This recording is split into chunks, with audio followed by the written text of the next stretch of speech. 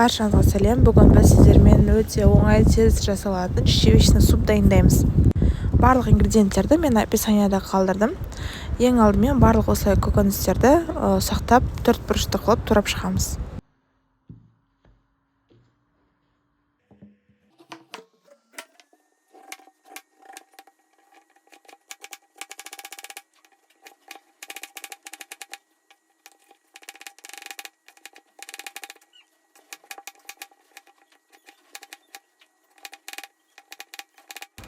Енді қызып тұрған майымызға барлық көкөністерді қуырамыз. Өздеріңіздің қалауларыңызша тұз бұрыш және паприка мен қызыл бұрышты араластырып салдым. Жарты ас қасық томатная пастасын салып, жақсылап араластырып қуырып аласыздар.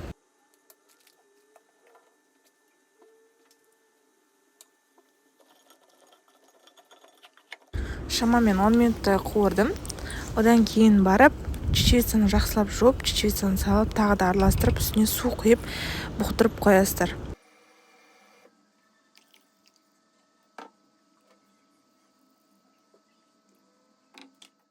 Енді біз супқа қосатын сухариктерді дайындаймыз. Ол үшін мен осындай кирпичный нанды төрт бұрышты етіп кесіп турап алдым.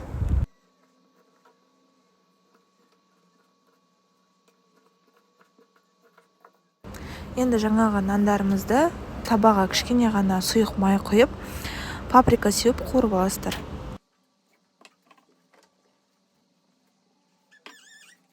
Біздің супымыз дайын. Ішіндегі ингредиенттер толығымен пісті. Енді осыны блендермен жақсылап езіп аламыз.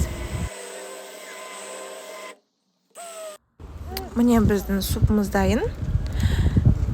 Осындай қатты сұйық емес, қатты құйық емес. Осындай біркелкі массада болады. Бетіне сухариктеріңізді салып, дастарханға ұсына берсеңіздер болады. Чечевичный суп өте тойымды. Сіздерге ас болсын, ұнайды деген сенімдемін.